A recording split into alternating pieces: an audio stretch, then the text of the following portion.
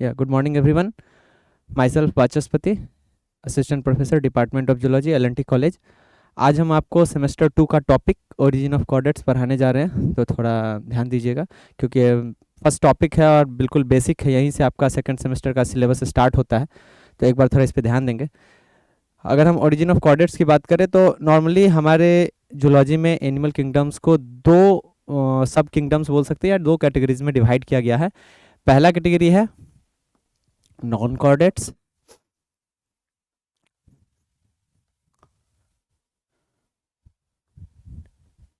Non Chordata, और second one is Chordata.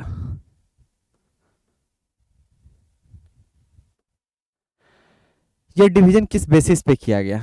ऐसे तो मेनली चार बेसिक कैरेक्टर्स हैं जिनके बेसिस पे हम कॉर्डेट्स और नॉन कॉर्डेट्स को डिवाइड करते हैं, बट जो सबसे इंपॉर्टेंट कैरेक्टरिस्टिक्स है वो है प्रेजेंस ऑफ नोटोकॉर्ड।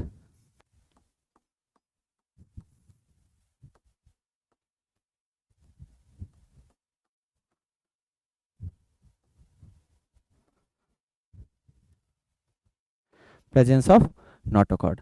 अब सबसे पहले अगर हम कॉर्डेट्स के बारे में जानना चाहेंगे तो कॉर्डेटा का मतलब ही होता है कॉर्ड, CHORD। कॉर्ड का मीन्स होता है रॉड।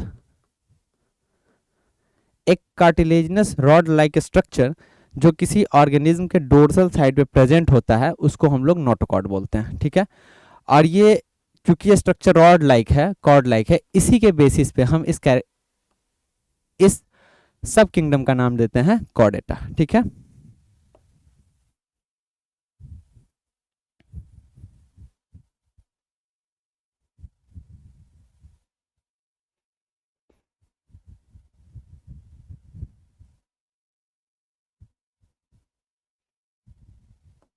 किसी भी ऑर्गेनिज्म के यदि डोर्सल साइड पे यदि ये रॉड लाइक स्ट्रक्चर प्रेजेंट हो तो हम बोलते हैं कि वो उस ऑर्गेनिज्म का नोटोकॉर्ड है। और वो notochord through out the life भी रह सकता है, एम्ब्रियोनिक टाइम पे भी रह सकता है, हो सकता है कि वो मैच्योरिटी के बाद किसी दूसरे स्ट्रक्चर से रिप्लेस हो जाए। बट लाइफ, पूरे लाइफ में किसी न किसी फेज में लाइफ के अगर वो नोटोकॉर्ड प्रेजेंट है किसी ऑर्गेनिज्म के, तो हम लोग बोलते हैं कि उस ऑर्गेनिज्म को हम लोग कॉर्डेटा के अंदर प्लेस कर सकते हैं, ठीक है।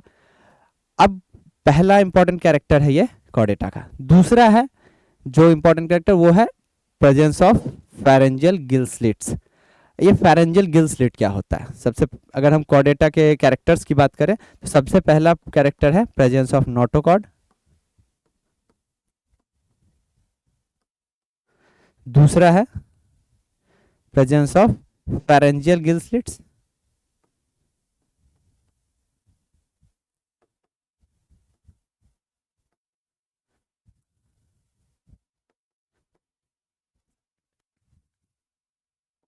Third one is presence of post anal tell.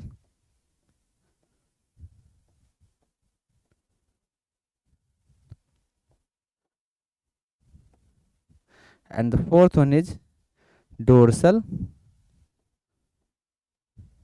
Hollow nerve cord.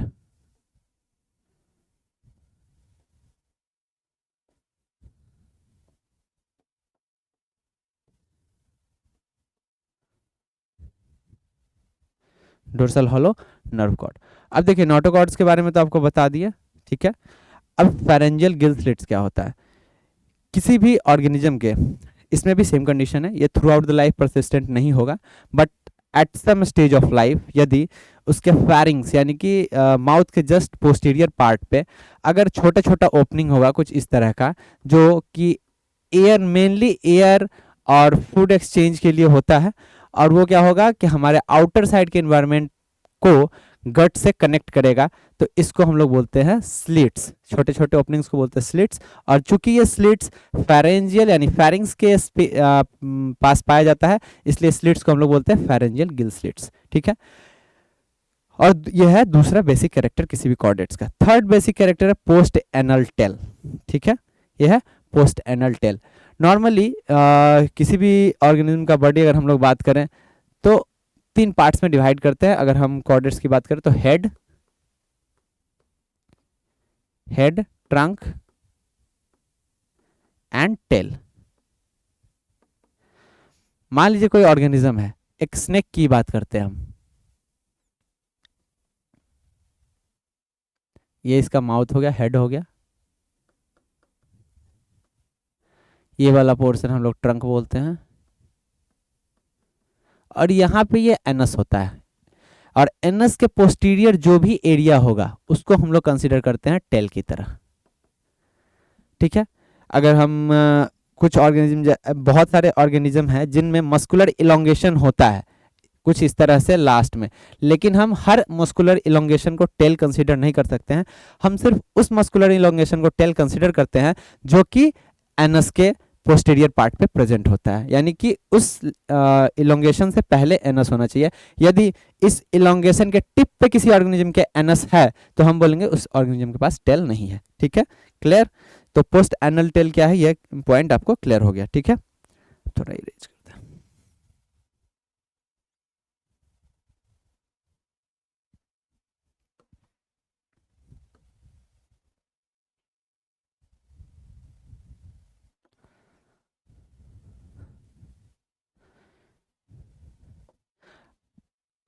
अब लास्ट है डोर्सल हॉलो नर्व कॉर्ड। अब ये जो हमारा कॉर्डेट्स का जो ये नोटोकॉर्ड होता है वो हमारे कॉर्डेट्स के डोर्सल साइड पे। एक चीज़ आपको यहाँ जानना जरूरी होगा, यदि हम किसी ऑर्गेनिज्म को यहाँ देखिए, अगर हम इसी, चूंकि इसका एग्जाम्पल बनना थोड़ा इजी होता है, स्नेक का ही बात करते हैं, तो किसी भी ऑर्गेनिज्म पे ये अपर साइड जो होता है इसको हम लोग बोलते हैं डोर्सल साइड। अगर हम लोग नॉर्मल लैंग्वेज में बोले तो जो पीठ के साइड का एरिया होता है उसको हम लोग बोलते हैं डोर्सल साइड। ठीक है। और जो एरिया यहाँ नीचे की तरफ होता है यानी कि स्टमक के साइड का, उस एरिया को हम लोग बोलते हैं वेंट्रल साइड। वेंट्रल साइड, ये वाला एरिया जो होता है, अगर हम लॉन्गिट्यूडनली इसको डिवाइड करें तो पीछे का एरिया जो होता है उसको बोलते हैं पोस्टेरियर, पोस्टेरियर एरिया। और ये आगे वाला एरिया जो होता है उसको हम लोग बोलते हैं एंटेरियर एरिया। अगर लोकेशन वाइज हम किसी ऑर्गेनिज्म को क्या बोलते हैं लोकलाइज करें तो कुछ इस तरह का लोकेशन बनता है, ये डोर्सल साइड, ये वेंट्रल साइड, ये पोस्टेरियर एरिया, और ये सॉरी ये पोस्टेरियर, और ये आगे वाला पार्ट एंटेरियर एरिया। तो अगर हम लोग बात करें डोर्सल हॉलो नर्व कॉर्ड का, तो यदि अगर ये रॉड लाइक स्ट्रक्चर है, मान लीजिए ये है आपका नोटोकॉर्ड, क्या है,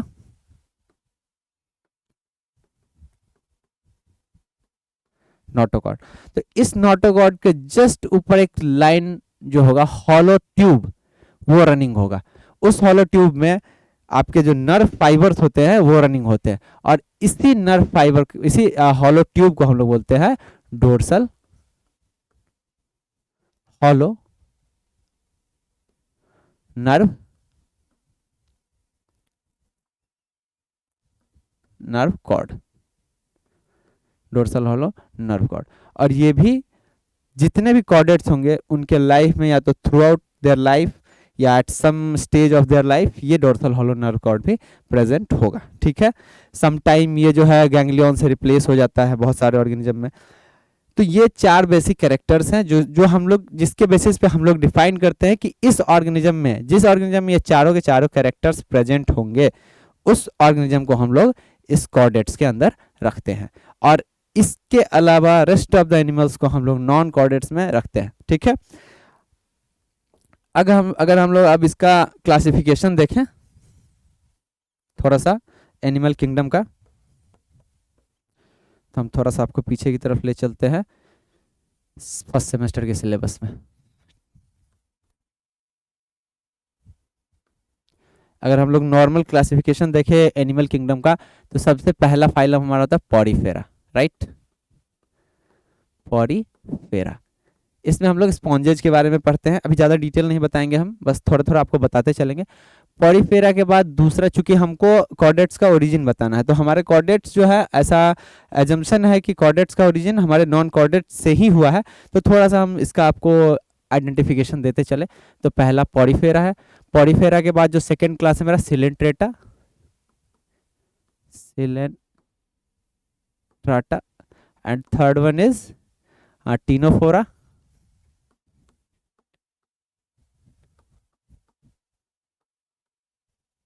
टीनोफोरा के बाद आता है प्लेटीहेल्मिन्थ,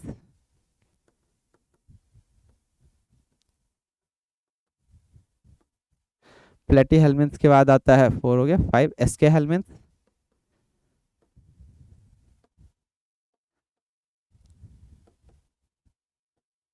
इसके हेलमिंथ, उसके बाद इसके हेलमिंथ के बाद आता है प्लेटिहेलमिंथ, इसके हेलमिंथ के बाद आता है एनालिडा।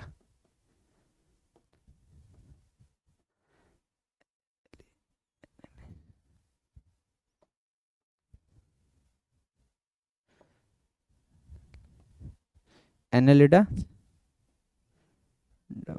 एनालिडा, एनालिडा के बाद है ऑर्थोपोडा,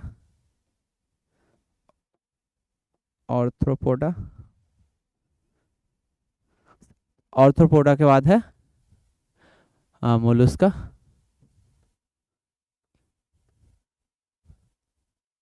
मोलुस्का के बाद है इकाइनोडर्माटा,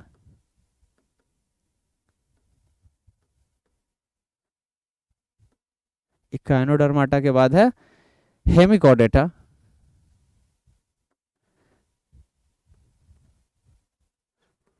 हेमिकॉर्डेटा, हेमिकॉर्डेटा के बाद है 11वां आपका कॉर्डेटा। तो ये क्लास 1 यानी पॉरीफेरा से लेके और ये हेमिकॉर्डेटा, ये सारे 10 के 10 फाइलम हम लोग पढ़ते हैं नॉन कॉर्डेट्स में, और कॉर्डेट्स में सिर्फ हम लोग फाइलम 11 यानी ये कॉर्डेटा को बिल्कुल अलग पढ़ते हैं। ठीक है, अगर हम साइज वाइज बात करें तो हमारे इन सारे ग्रुप्स में जो सबसे बड़ा फाइलम है वो है आपको ऑर्थोपोडा, चूंकि अबाउट इस ऑर्थोपोडा का एक छोटा सा क्लास है insecta, about 70% of organism of animal kingdom are studied under this class insecta, and the rest of the 30% are comes under these 10 phylums, right? तो अगर हम लोग बात करें तो अर्थोपोडा में सबसे ज़्यादा 70% है। ठीक है, अब उसके बाद जितने भी हायर ऑर्गेनिज्म है जो मोस्ट कॉम्प्लिकेटेड स्ट्रक्चर के साथ हमारे इस अर्थ पे मतलब प्रेजेंट है, उन सारे हायर एनिमल्स को हम लोग पढ़ते हैं कॉर्डेटा के अंदर। ठीक है, चलिए ये तो थोड़ा सा बेसिक इंट्रोडक्शन हो गया, फाइलम वाइज इंट्रोडक्शन अगर देंगे तो फिर टाइम निकल जाएगा। ठीक है, थोड़ा इसको हम लोग देखें, एनालिडा था ना,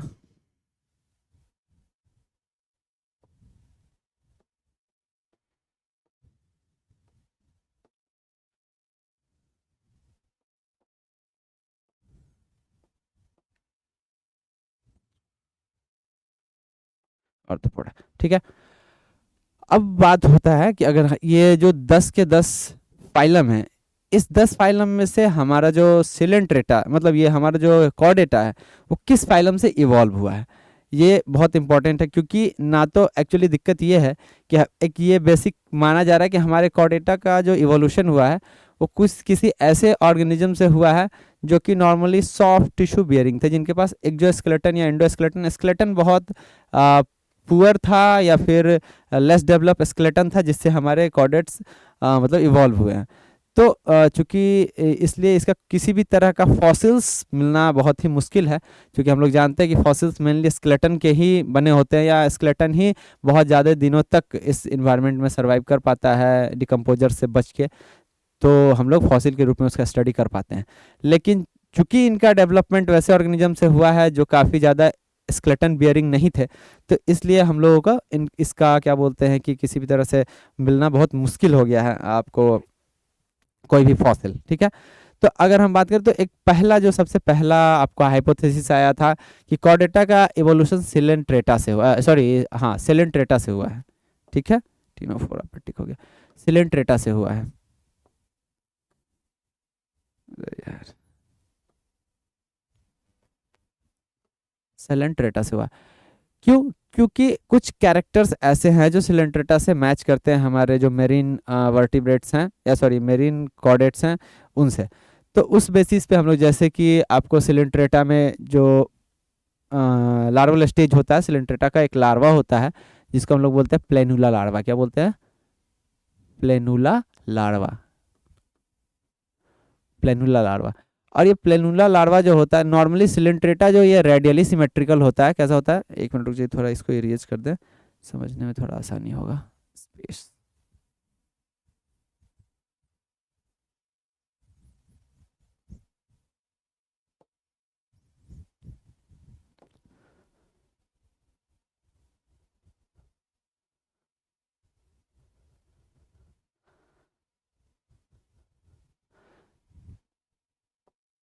तो इनका जो ये नॉर्मली सिमेट्री की बात करें हम लोग सिलेंट्रेटा का, तो ये रेडियली सिमेट्री होते हैं।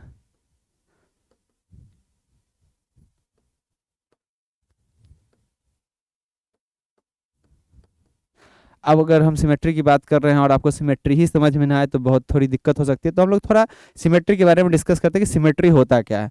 नॉर्मली मान लीजिए कोई ऑर्गेनिज्म है, अगर हम ह्यूमन बींग्स की बात करें तो ये देखिए, ये हमारा हेड है, थोड़ा फनी स्ट्रक्चर बनाते हैं, ठीक है। ये मेरा फोर लिम्ब है, ये मेरा हाइंड लिम्ब है, ठीक है, कुछ इस तरह से, है ना।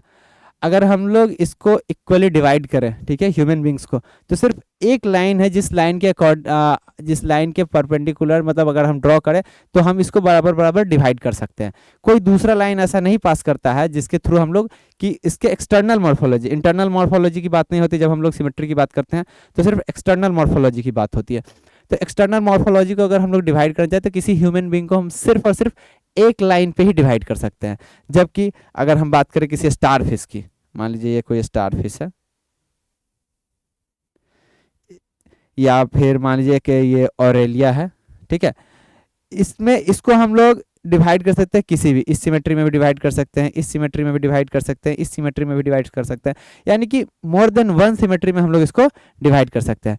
तो ऐसे ऑर्गेनिज्म जिनको हम लोग मोर देन वन सिमेट्री में डिवाइड कर पाते हैं, उस ऑर्गेनिज्म को हम लोग बोलते हैं रेडियली सिमेट्रिक ऑर्गेनिज्म या रेडियल सिमेट्री। और जिस ऑर्गेनिज्म को सिर्फ हम एक लाइन से दो बराबर भागों में बांट पाए, उसको हम लोग बोलते हैं बाइलैटरल सिमेट्री।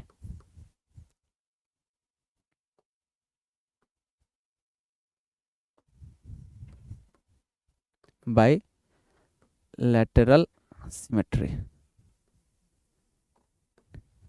ठीक है।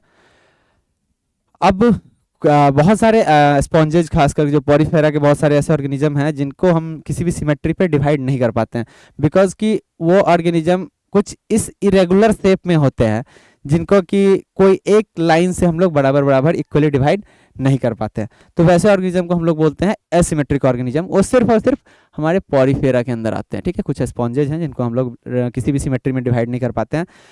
तो अगर हम बात करें सिलेंट्रेटा के, तो इनके जो एडल्ट ऑर्गेनिज्म है वो कैसे होते हैं, रेडियली सिमेट्रिक होते हैं। लेकिन इनका जो प्लेनुला लार्वा है, ये प्लेनुला लार्वा ये बायलैटरली सिमेट्रिक होता है, और हमारे कॉर्डेट्स जो हैं वो भी बायलैटरली सिमेट्रिक होते हैं। तो एक पहला बेसिक कैरेक्टर जो दोनों का मिल रहा है वो ये है कि एट लार्वल स्टेज और दोनों का लार्वल स्टेज में किसी कॉर्डेट्स का भी दोनों का सिमेट्री सेम है, तो इस बेसिस पे बोला गया।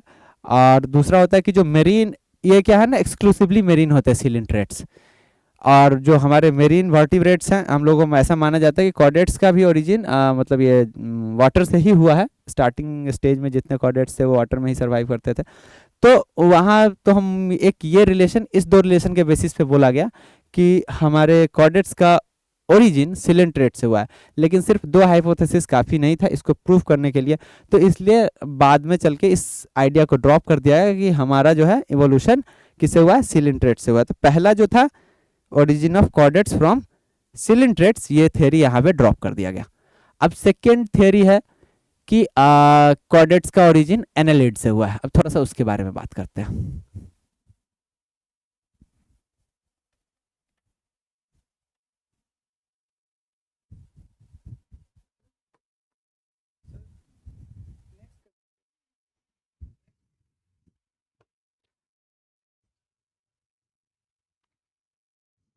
Thank you sir.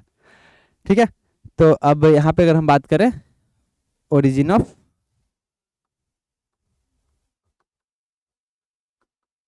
origin of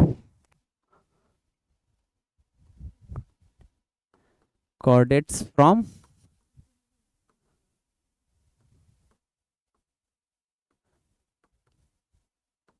Annelida. अब हम लोग ऐसा क्यों मानते हैं कि ओरिजिन कॉर्डेट्स का जो है वो एनेलिडा से हुआ है, तो इसके लिए कुछ बेसिक थ्योरीज है जिनके बारे में हम थोड़ी सी बात करते हैं, ठीक है। तो पहला बेसिक थ्योरी क्या है, तो एनेलिडा भी क्या होता है, बायलैटरल सिमेट्रिक होता है। सबसे पहला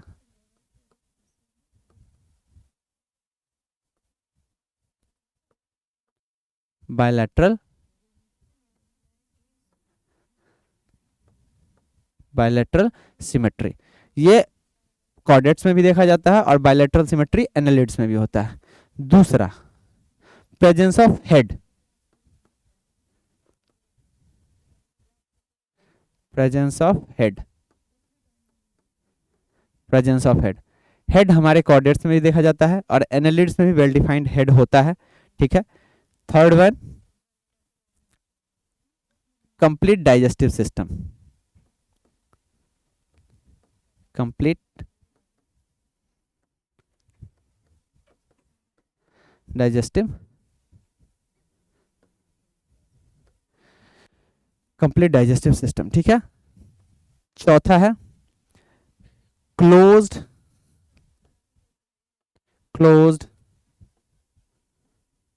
वस्कुलर सिस्टम।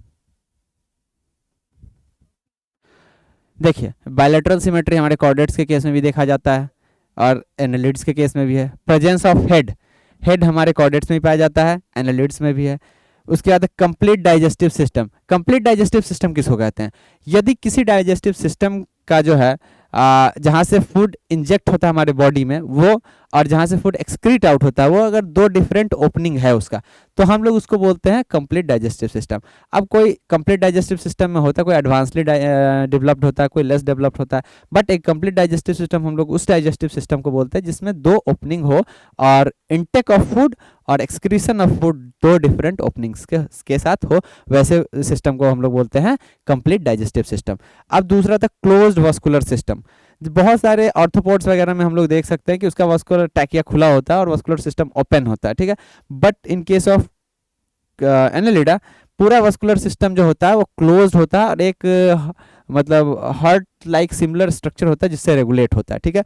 तो हम लोग बोलते हैं कि ये क्लोज्ड वस्कुलर सिस्टम जो है ये बिल्कुल हमारे कॉर्डेट से मिलता जुलता है। उसके अलावा एक और इंपॉर्टेंट पॉइंट क्या है? Presence of haemoglobin.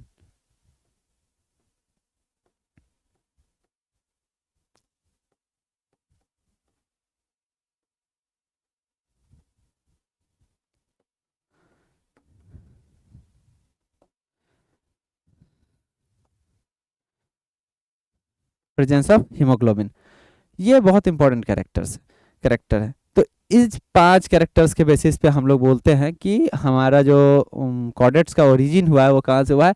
एनालिडा से हुआ है। अब इसका थोड़ा सा ड्रॉबैक भी हम लोग देखते हैं, क्यों इस थ्योरी को भी रिजेक्ट किया गया, उसके पीछे क्या रीजन था? तो उसके पीछे सबसे इंपॉर्टेंट रीजन था, चलिए बायलैटरल सिमेट्री तो तक तो ठीक है, लेकिन प्रेजेंस ऑफ हेड की जब बात आती है तो नॉर्मली कॉर्डेट्स में जो हेड होता है वो उसके वेंट्रल साइड पे होता है। अभी हम लोग साइड की बात किए, वेंट्रल साइड जो स्टमक की तरफ का एरिया होता है उसको बोलते हैं वेंट्रल और ऊपर डोर्सल।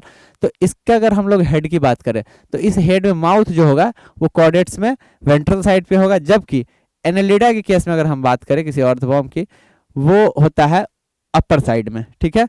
तो एक यहाँ पे डिफरेंस कॉज हो गया कि भाई हेड का पोजीशन ही माउथ का पोजीशन हेड में अलग अलग है। अब दूसरा आता है कंप्लीट डाइजेस्टिव सिस्टम। चलिए ये वाला पार्ट ओके था, बट जब क्लोज्ड वास्कुलर सिस्टम की बात आती है तो यहाँ पे सिंगल सर्कुलेशन था, और सिंगल सर्कुलेशन के साथ साथ यहाँ पे एक वेल डिफाइंड हार्ट नहीं था जो कि हमारे कॉर्डेट्स में होता है। उसके बाद जब प्रेजेंस ऑफ हीमोग्लोबिन की बात आती है तो इसके ब्लड में हीमोग्लोबिन होता है, लेकिन ये हीमोग्लोबिन प्लाज्मा में घुला हुआ होता है। जबकि कॉर्डेट्स की बात करते हैं तो कॉर्डेट्स के केस में हीमोग्लोबिन जो है वो उसके रेड ब्लड कार्पोसेल्स पे कैरी आउट होता है। तो एक यहाँ पे डिफरेंस कॉज हो गया। उसके अलावा जब हम लोग अपेंडेजेस की बात करते हैं तो ह्यूमन में किसी भी कॉर्डेट्स में अपेंडेजेस सेपरेट होते हैं, जबकि इसमें जो होते या तो मल्टीपल अपेंडेजेस पाए जाते हैं जैसे नेरिस के केस में हम लोग देखते हैं, या फिर अपेंडेजेस होते ही नहीं है जैसे कि हम लोग अर्थवॉर्म के केस में देखते हैं। तो ये भी एक ड्रॉबैक था। तो इन सब कारणों से हम लोग फिर इसको हम लोग ये कर दिए कि नहीं, एनालिडा से तो बिल्कुल भी ओरिजिन इसका नहीं हुआ है, किसका? कॉर्डेट्स का। तो 2 थ्योरी के बारे में आज हमने आपको बताया, और इन दोनों थ्योरी में ये बताया गया कि कॉर्डेट्स का ओरिजिन ना तो एनालिडा से हुआ ना तो सेलेंट्रेटा से हुआ। तो अब किससे हुआ तो ये हम आप लोगों को नेक्स्ट क्लास में बताएंगे। Thank you. आप लोगों का क्लास कैसा लगा इसका रिव्यू जरूर देंगे। धन्यवाद।